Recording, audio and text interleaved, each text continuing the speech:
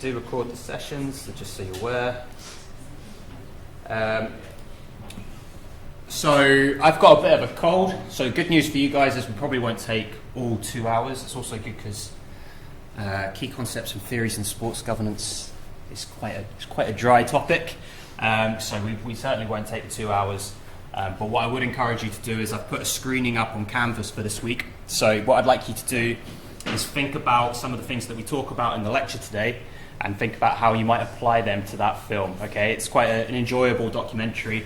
It's about cricket, which not everyone might like, but it's really more about the governance of a huge sports organisation, sports governing body. And I want you to think about how some of the key theories we're going to be talking about in terms of sports governance might apply to the International Cricket Council. So I'm Andrew. I'm going to be with you for, I think, five lectures over the course of this module. I will try and make sports governance not as dry as it sounds, so there is going to be some interaction from you guys throughout the lectures, and yeah, engagement is encouraged throughout. I might also be some of your dissertation supervisors later next semester. Yeah, you got to your dissertation. Yeah, so I might be some of your supervisors on that. So I'll look forward to getting to know you over the course of this. I won't have you for any seminars though. Okay. So in terms of what we're going to do, the outline for today's session, we're going to do a quick overview of the learning objectives. We're going to have a quick recap of what you did with Romy last week. And then we're going to have a look at some of the theories that apply to sports governance. And this really can be broken down into two main components. We've got systematic governance theories and organisational governance theories, okay? So, our learning objectives for today, we're going to look at the institutional and economic environment which sports organisations operate in. We're going to have a look at the nature and importance of governance in relation to the organisation, administration and management of sports organisations, and then we're going to have a look at just some of the theories and key concepts regarding governance. Okay, we're not going to go into every single one, but we've pulled out some which may be most relevant to the study of sports governance. And we're going to have a consideration of what is meant by good governance and by governance failure. So, what we've got here is kind of an overview of the sports sector and the environment in which sport operates. We're all fairly familiar with the state and how they fund sport and what governance looks like. Can anyone give me some examples of when perhaps government have got involved in sports governance in the UK or even in America or anywhere? Sorry? Okay, so that's an example of a sports governing body, but have we got an example perhaps of when the government have affected the governance of sport? Yep. Okay, London Olympics. So, yeah, choosing to bid for the Olympics and put money into it. Okay, good. The World Cup. World Cup. Okay, so choosing to bid for an event, yeah, and hosting it. What about the governance of sport? What do we think by any examples you can think of when government have interfered with how sport is run? It's quite a big one at the moment, if anyone follows football. Anyone remember back to the European Super League a couple of years ago, which obviously didn't go through, but a reaction to that was government said that they were going to do a review of how football is governed within the country, and interfered and have now published some recommendations which they expect football to follow up on. So more of supporter involvement with how football clubs are operated, okay? So that's an example of government getting involved in sporting policy. We've obviously then got our civil society, so our non-profit and voluntary. So if you think of community sports clubs, for example, that might be registered as charities, just grassroots, there's tons of local examples I'm sure you could pick out or from wherever back home is for you. And they do, in the UK, they are very much driven by volunteers, so very volunteer-led and reliant and dependent. But then we've also got our market, so we've got our commercial for-profit as well. So this is perhaps where our big professional sports organisations and clubs come into play, okay? So they all intersect within this governance triangle. So what I would like you to do, I think last week you had a discussion around what governance actually means. What I would like you to do is try and scan that QR code, hopefully that works, and we've got a little Padlet. I'd like you just to kind of give me your thoughts on what you think governance is based on the conversations you've had, based on the readings that you've done. See what you come up with. Hopefully this works.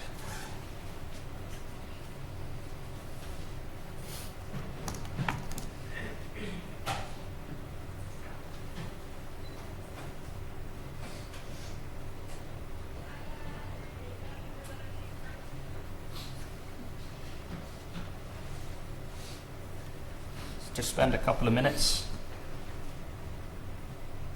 thinking about how you would define governance.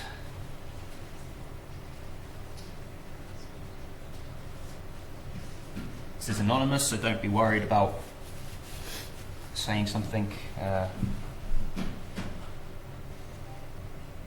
inaccurately.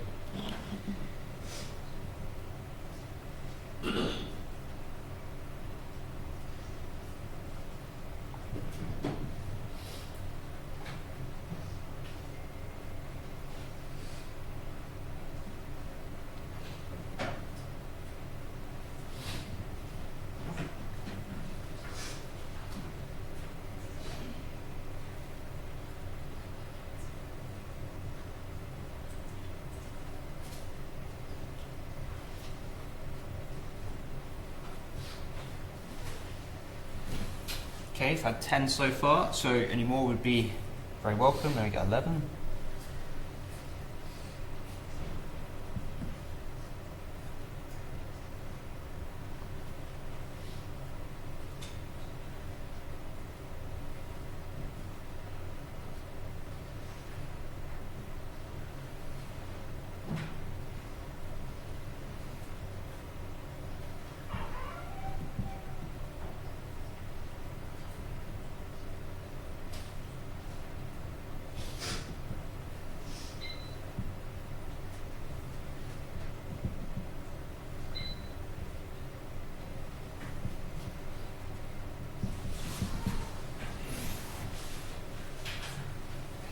Okay, we'll have a look at some of these then. So we've got some really good responses here.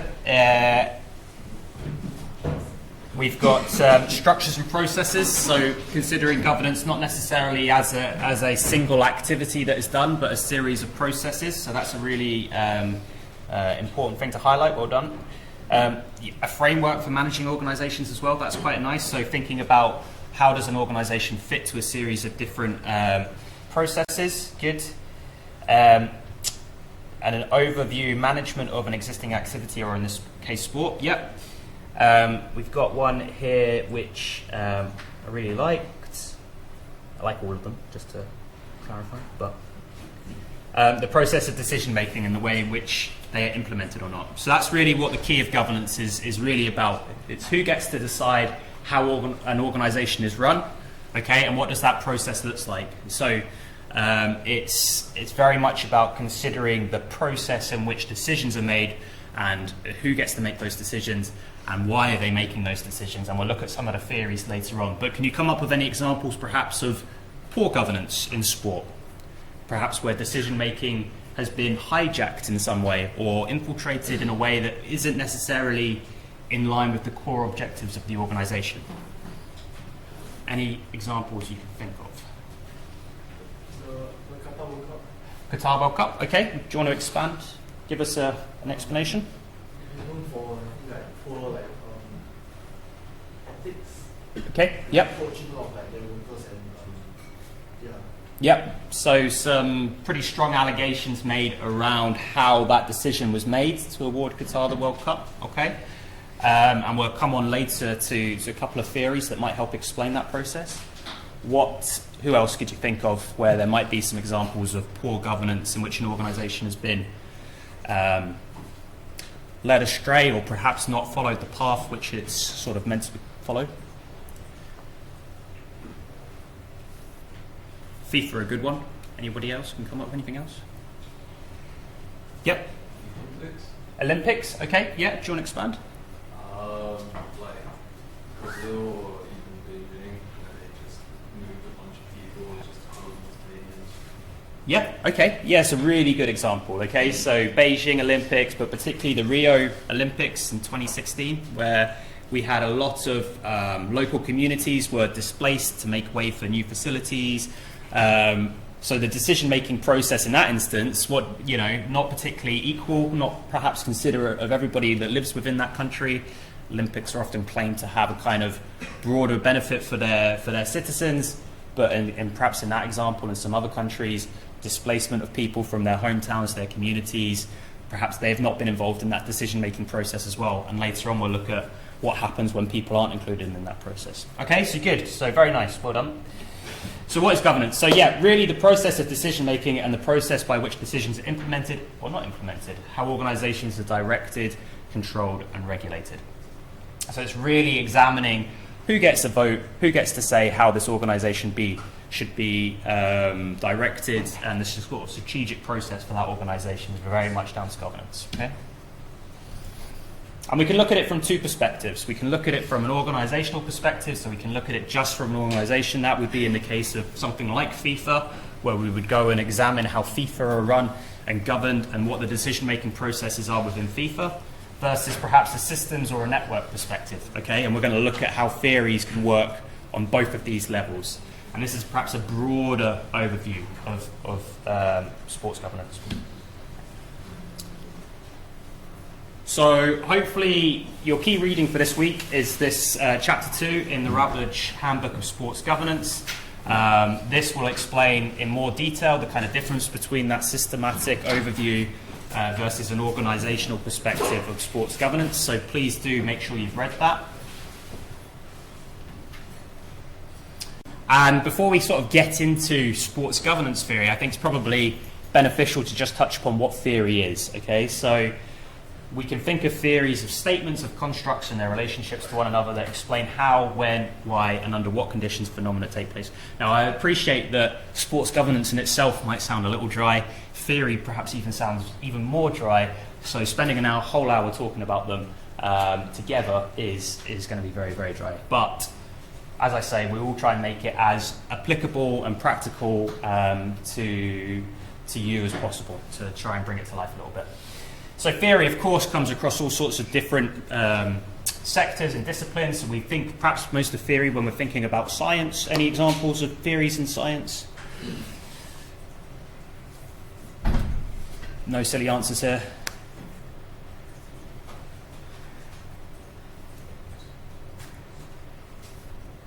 Literally any. Yeah. String theory. Great. Lovely stuff. Okay, so we've got string theory. We've got sociological theories, we've got philosophical theories, psychological theories, political science, economics. Now, of course, all of this eventually boils down to we can have theories around management, so sports management, and sports governance as well, okay? So we're going to start off by just looking at a little bit of theory and then boiling down into how that affects sports and sports governance. So theory more broadly should be the foundation of research. So later on when you do your dissertations next semester, you will be expected to utilize a theory within your dissertation, okay? So whether you study an organization or you're doing a bit of research, within your dissertation you will be expected to discuss theory and how theory relates to your research, okay? So you might think, oh, I can maybe just ignore this lecture. This one is going to be important for you later down the line, okay? So just thinking ahead to next semester, thinking about your own research and how you might apply some of the theories we're going to talk about over the next sort of 45 minutes, how that might be implementable within your work. So theory as well is the foundation of practice. So I think often people think of theory as just being this thing that exists within academia, but that it does apply to the real world, and we will look at how it explains how organizations function and also influences how organizations function as well. So there is a practical element to theory as well. And teaching as well. So we talk about theory within teaching, and it helps to perhaps advance your learning and understanding of research and practice. So what I would like you to do, we've had an example of string theory. What I'd like you to do is go back to your QR code and give me an example of a theory. Doesn't have to be within sport, but it could just be any example of a theory that you've heard of or you're slightly familiar with, okay?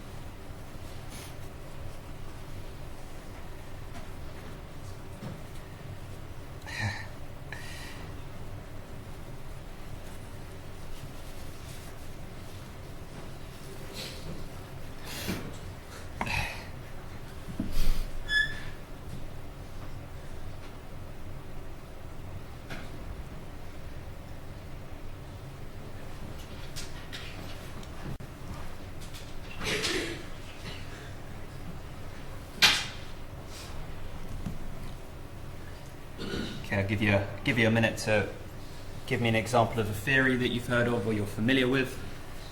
I will be asking some of you what some of these mean.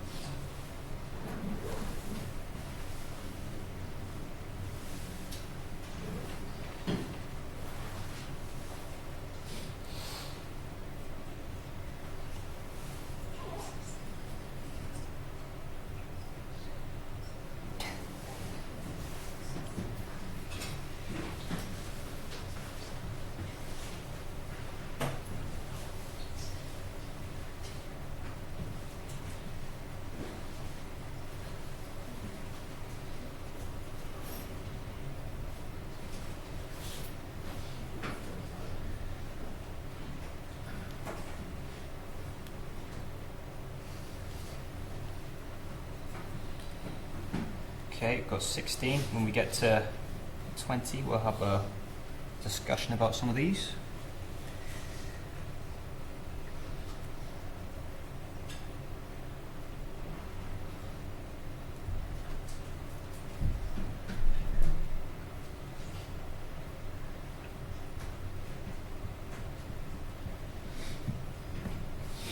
Any more to come? A couple more?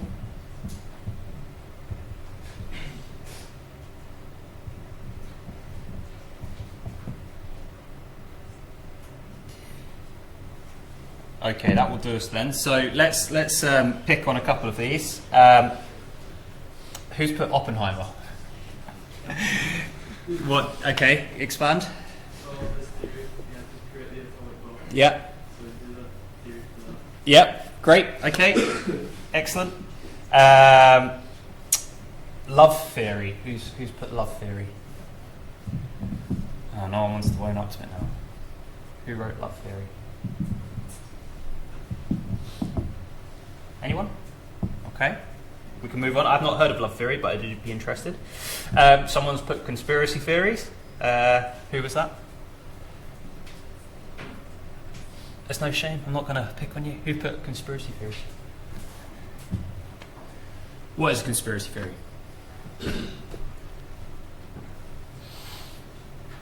Give me some examples of conspiracy theories. Man never landed on the moon. Okay, good. What else have we got when it comes to conspiracy theories? Flat, yeah. Yeah, okay. So we've also got the theory of evolution. Who put that? Yep, what's the theory of evolution? That we evolved beliefs. Yep, okay. Yep, great. Critical theory. Who put critical theory? If you're not putting your hand up because I'm going to ask you to define it, then you would be right. Anyone owning up to critical theory? It's a good one. Driver's theory. I wasn't sure if this is a separate theory or if this is the bit you do as part of your driving test. Any advances on that? Is the okay, right, that's what it literally was. Okay. And Maslow's hierarchy. Let's have that one. Who chose that? Who put that up? Maslow's hierarchy of needs. Anyone want to explain what that is? Yes? It's basically that you have to fill your basic needs before you go to Yeah, great. So a series of things that we need to feel fulfilled in life and to have a kind of a happy life. Yep, great. So these are all things that have been developed to try and help us make sense of the world or phenomena. Okay, and the last one I think somebody's got here, inverted U theory in sports psychology. Who put that? The inverted U theory, which I have not heard of, so I'd be interested to learn more. Whoever put that? All very shy today. Okay, that's fine. We'll move on. But what we've got here is a good range of different examples around how theory can be used to apply different phenomena within life. Okay. So if we look at some of these in a bit more depth, we've got the theory of evolution, which we've had, heliocentrism, which is around the way the world worked and kind of orbits, and we always used to think that the world orbited around the Earth. Obviously it doesn't, it orbits around the Sun. Social exchange theory, anybody know what social exchange theory is? Want to expand or offer a definition for it? It's quite a cynical view, but basically that we use people in life for different pieces of value. So we exchange with people for sort of social value or capital, or perhaps even economic capital, okay, or cultural capital as well. And then feminism. So we can look at the world through the lens of feminism. Sport is a particularly good example of examining feminism. I had the pleasure of watching Barbie the other day for the first time, so that's obviously quite a feminist look at the world and attacking the patriarchy. So we can look at these in a bit more depth. Okay, so we've had evolution, the theory around solar systems, social exchange theory, and feminism as well. So they're useful in helping us make sense of the world around us. We can look at how male-dominated sport is, for example, and we could use feminist theory as an example to try and explain that. They're often changing and evolving, so there's no such set theory that then lasts for the rest of the time. There's always sort of changes within that. So feminism, for example, is on a fourth wave of feminism, okay? And we've got these different types of theories that get outdated as well. So heliocentrism, as we've said, we all used to think that, I say we, I mean people well before our time, used to think that the world evolved around the Earth. We've now worked out that actually it's the sun that it evolves around, okay? So theories become outdated as well.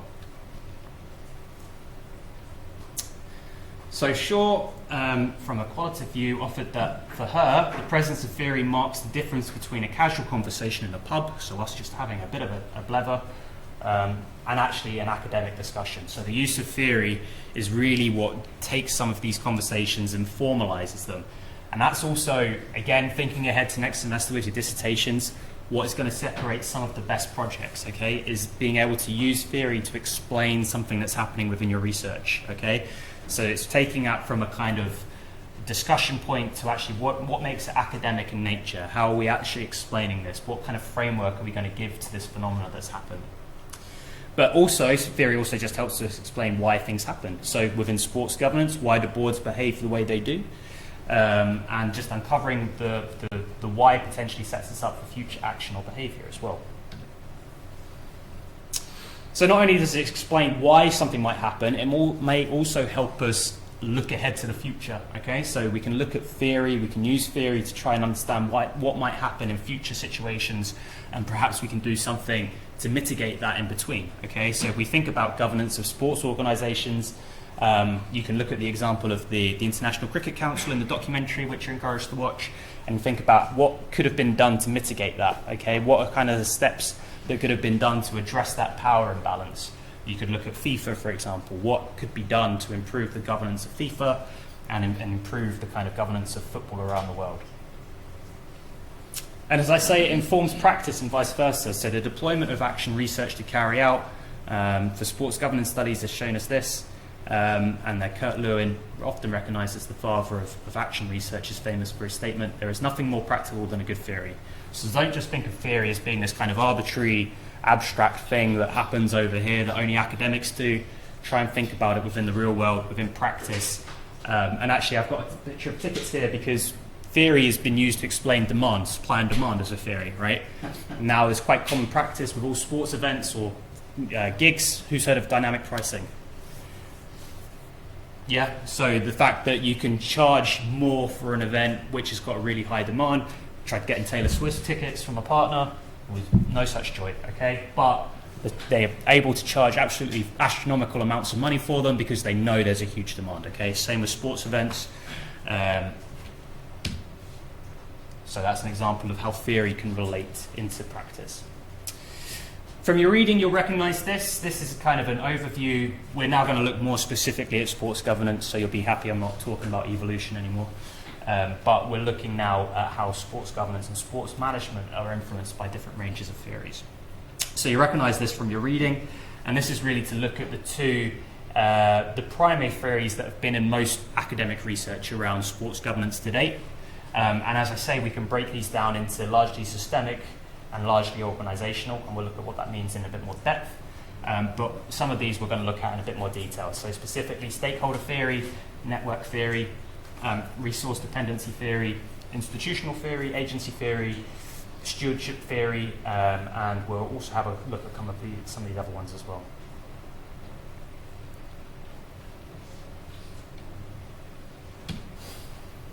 Okay, so theories focused on systems or organizations, so we're going to look more at this kind of middle center bit. Organizational is really around looking at directors. So we've got an organization, we've got our FIFA. The directors of FIFA are those people that are elected to the board. Same with all the sports governing bodies that you might be aware of in the UK or elsewhere. They're going to have directors that are on the board that are responsible for driving the strategy of those organizations. And also organizational governance looks at how those governance structures are constructed over time, and what that looks like from an organizational perspective. Is that clear? Yeah. And then we'll look at systemic, which is broader than just an organization. It's perhaps more symbolic of the wider environment in which sports organizations operate.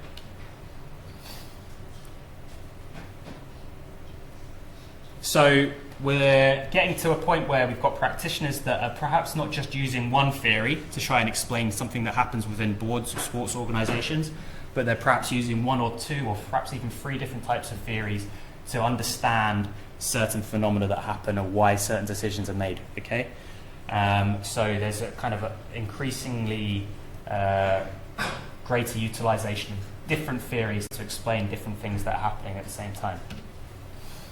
If we start with stakeholder theory, so I think somebody included stakeholder theory on the Padlet there. So it's gained quite a lot of momentum since the publication of Freeman's books in 1984 and 1999, and particularly in 1984, Strategic Management. Originally, stakeholders were identified as those without whom an organisation cannot survive, those in whom the organisation had a stake. Now, in contrast, stakeholders are more commonly identified as those who have a stake in the organisation. Okay, so there's been a shift over time of a focus on the organisation. Okay, so thinking about the organisation as the primary person we should be concerned about here, to actually thinking about who has a stake in that organisation and how should they be involved in decision making and the governance of an organisation. Okay, so again, I want you to, I jumped ahead of myself there. So we've got stakeholder theory, which includes management's accountability to a wide range of stakeholders. Okay, and I'm going to get you to think about who stakeholders might actually be in a second. It states that managers have a network of relationships to serve in their organisations, which includes suppliers, employees, and business partners. And this theory is really focused on managerial decision making, and all stakeholders' interests have an intrinsic value, with no one set of interests assumed to be more important than the other. So we're not putting anyone else ahead in terms of priorities or in terms of our decision making processes. We're thinking about all of our stakeholders as an organisation, and we're thinking about how do we include them and how their views and the things that their priorities or important to them get made within our decision making. So what I would like you to do is perhaps even just take a couple of minutes working with somebody next to you to come up with a list of all the stakeholders that might be involved in a semi-professional rugby club. So we can even take Stirling Rugby Club, for example. Think of who are the stakeholders in that organisation. So who has a stake in that? I don't mean like a share necessarily. I mean a stake. Who has an interest in the well-being and development of that organisation? So just take a couple of minutes to have a think about that on a practical level. You can work alone if you haven't got anyone right next to you.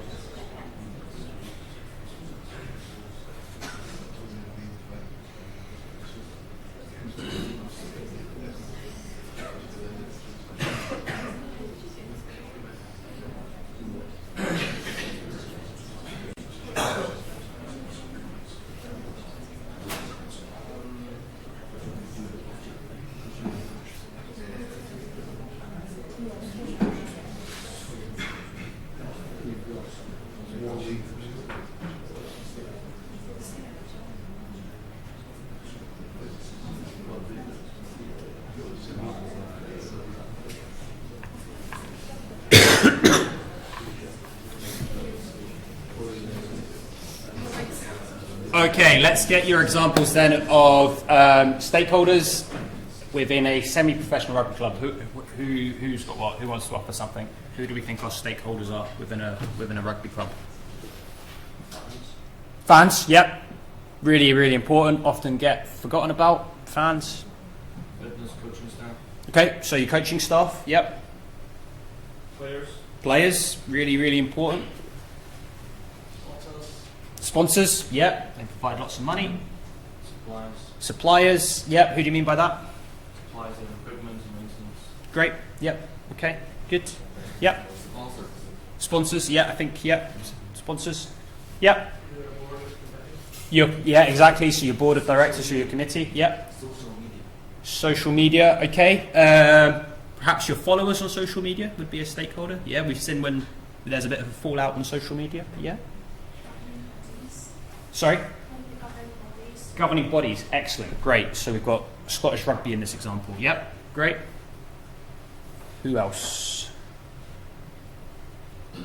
Who else? Businesses. Supporting businesses, yeah, and local surrounding businesses, yeah, good. Anything else we haven't thought of? Like younger age groups, those would be parents of their investment. Nice, yeah. So perhaps the academy and the parents around that. Nice, good. Yeah, really important. I think you've got most of them. Social media, you could maybe even just extend that to the media more broadly as well. Would have an interest in how things have gone and they've got an influence in how an organisation's run, right? Anything else we can think of? We're thinking specifically about Stirling Rugby Club. Who else might have an interest? Uni potentially. They've got a partnership with them. Yep. Local people, local community, and I was thinking local council as well. Yeah. So all of these people would have a kind of an interest and a stake potentially in the well-being of that organisation. So we've got fans, first one up, employees and managers, owners and shareholders. We've got a board of directors there, the local community, the government potentially, and suppliers. So you addressed all of them. Well done. So if we think about the various stakeholders in that organisation, if we think about stakeholder theory and how we might go about making decisions thinking about stakeholder theory, what considerations do we think we would need to give to all of these different groups? Well, if we think about players, you know, our obligation to our players as a rugby club is to make sure they feel satisfied. So we spoke about the hierarchy of needs. We want to make sure they get paid on time. That's pretty a basic fundamental right. Guaranteed wages, okay? So all of these things are quite important to players. If we're thinking about how we might incorporate what fans want from our organisation, well, they want to turn up to a game and feel safe, right? So we've got to prioritise their safety. To some extent, the quality of the product. We've got an obligation to make sure that we're performing to a decent level. We're offering them some value for money for their involvement. Communities, we need to be aware of the local community, what the local community wants. We can't just make decisions that might affect the local community and not take their views on point. So we mentioned about perhaps having an academy or the local parents being involved. That's really important, thinking about the infrastructure. Maybe we're thinking about developing a new stadium. We need to think about how we might involve the community within that decision. We've got managers, job security, put a question mark there because sport is, as we know, quite an exceptional circumstance when it comes to job security, particularly for managers. We want to make sure they've got sufficient resources as well so they can do the job to the best of their ability by making sure we provide them with resources. And then we've got our owners and investors as well. So board of directors, perhaps there might be shareholders within that. We want to make sure that we're operating sustainably at the bare minimum and potentially offering some return on their investment. And then we've got government as well, and that would include kind of local council, so making sure we're compliant with the rules and regulations of rugby. Scottish Rugby might be included within that kind of wider governance structure as well. So all of these different stakeholders, you can see how stakeholder theory would come together. You could use it to explain why an organisation operates a certain way it does and try and involve those different stakeholders within your decision-making processes. Quite a lot of dissertations that I looked at last year used stakeholder theory to think about or to analyse a problem. So I had a student that looked at the kind of lower leagues of Scottish football and using stakeholder analysis to get different stakeholders' views on how that governance structure works, that pyramid structure within Scottish football.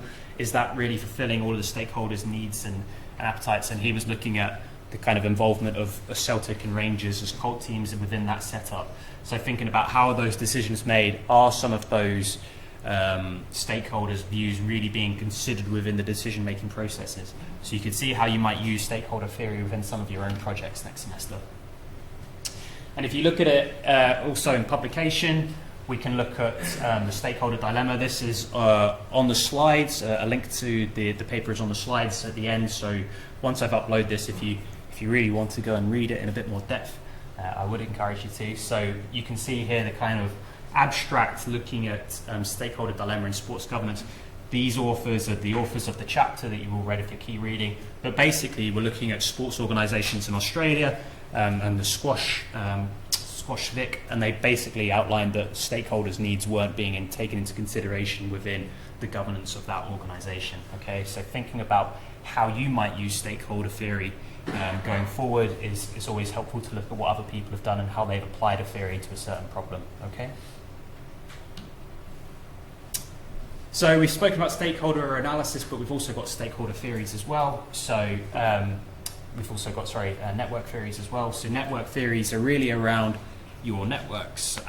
So they're not necessarily just about social media, but they're about who you know and how you might use your networks to gain certain capital as well. Okay, so we've got some questions here around the nature of these relationships and the impact on the organisation. We've got conflicts of interest, political roles on the boards, and we'll look at these a little bit more when we look at agency theory later on as well.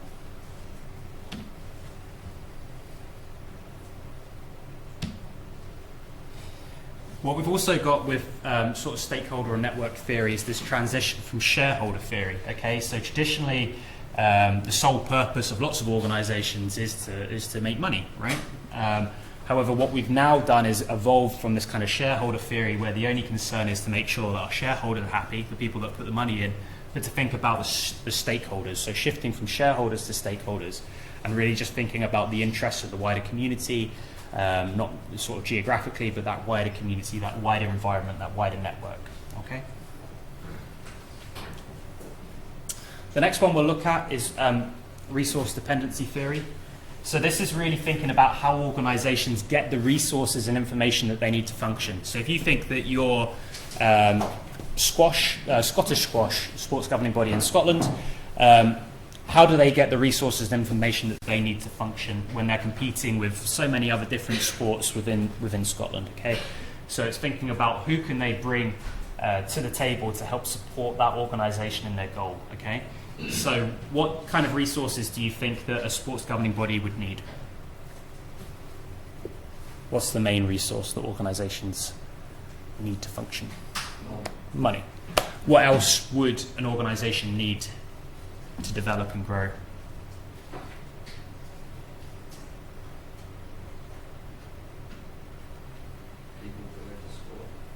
Yeah, so link into the participants themselves, yeah, an understanding of the participants, yeah.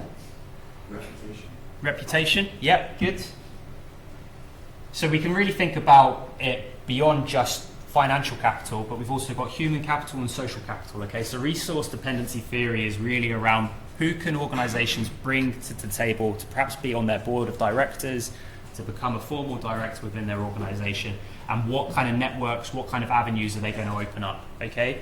So when we're thinking about power, that's not just power in terms of financial power or muscle, but thinking about formal and informal ways. What avenues could open up to the people that you bring onto your board? Okay, so resource dependency theory is really about who is it that you're helping to support your organisation, and how are they going to access that capital to function and achieve their goals. And again, we can think about this within the context of research. If you look at this paper again, there's a link to it will be on Canvas. This is looking about resource dependency theory within the context of community sports clubs. So we're taking perhaps not even our semi-professional rugby club, perhaps we're taking our a completely grassroots charitable club within the local community.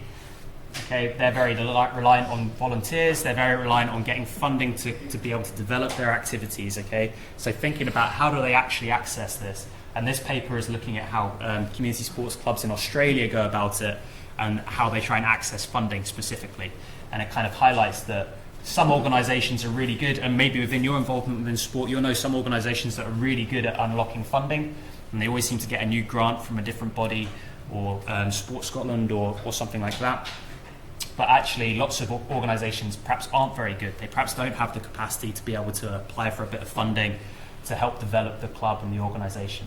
So thinking about resource dependency theory in that sense, which clubs have got the kind of the know-how, the ability to apply for that grant, use that grant, report on that grant, so do the monitoring and evaluation and show the impact that that funding has had on the club.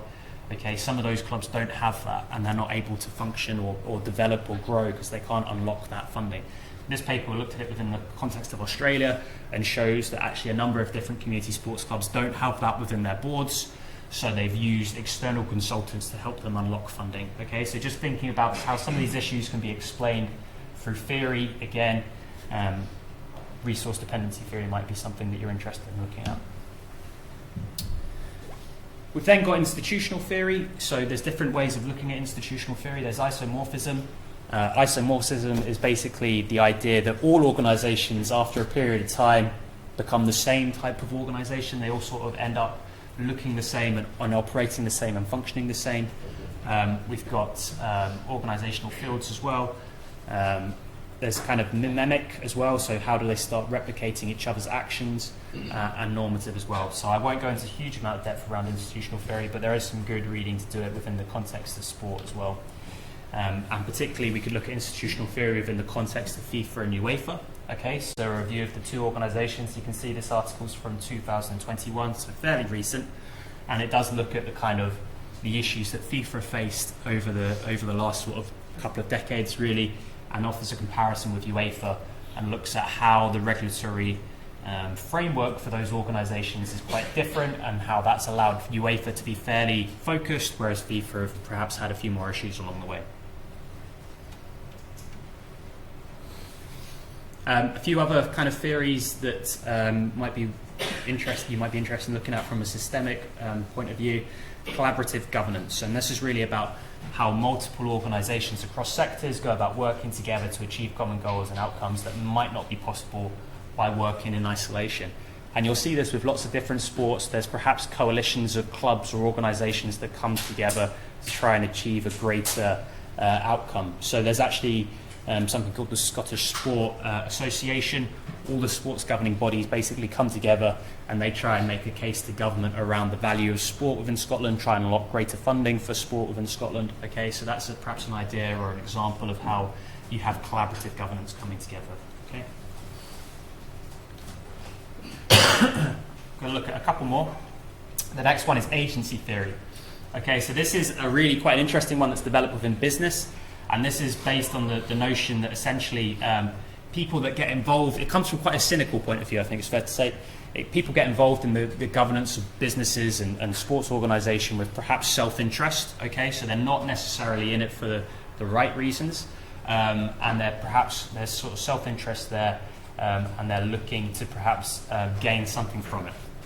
So if we look at our little flow chart here, if you think you've started let's take a business rather than a sports governing body, for example. You've started a business like Sports Direct, for example, okay?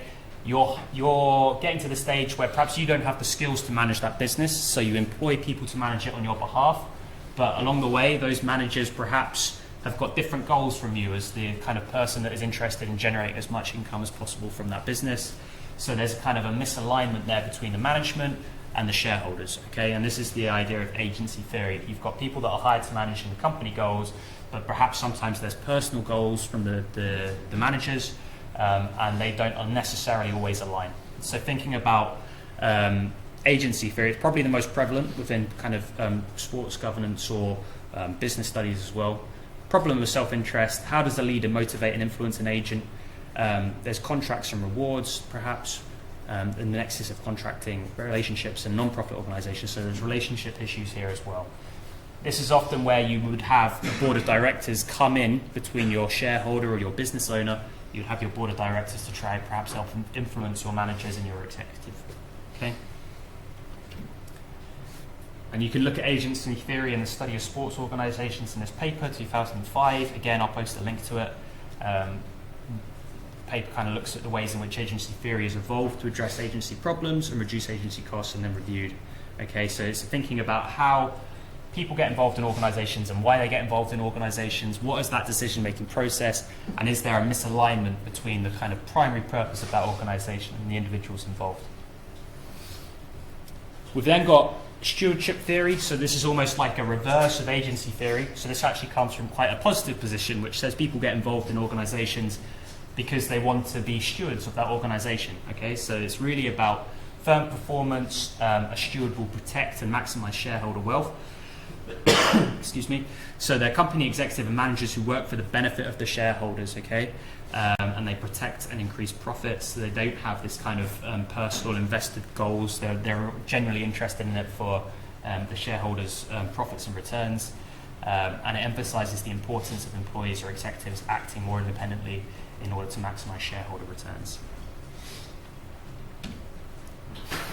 Legitimacy theory, another interesting one from an organisational perspective. So this is about the idea that all sports organisations, or all organisations really, aspire to be legitimate, and they work towards trying to become legitimate in various ways.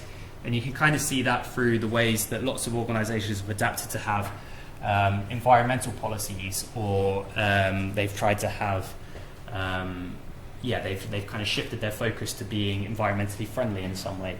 So this is about how do they become legitimate, how do they become accepted within society more broadly. And then, as we've mentioned, there can be a need sometimes to draw on different theories to explain the phenomenon of broad strategic capability. So you might use stakeholder theory alongside another type of theory, so agency theory or stewardship theory. Okay, so there might be the need at times to use different theories to explain certain phenomena. Okay, so later this paper looks at how they started out using stakeholder theory, but then became more explicit in explaining how and why they drew upon multiple theories to start to explain it. So they started using agency and stewardship theory at the forefront, but as their research emerged, a broader range of theory, especially collaborative governance, which we've looked at, was drawn upon. Okay, so there is sometimes a need to use theory. But I would also sort of give you a word of warning with this as well, particularly when it comes to doing your own projects, that actually using lots of different theories at once can become a little bit complicated, and it does tend to be the exception rather than the norm. Quite difficult to use theory and apply it correctly within your research, so just thinking about perhaps working with one that might explain the phenomena that you're researching. Okay.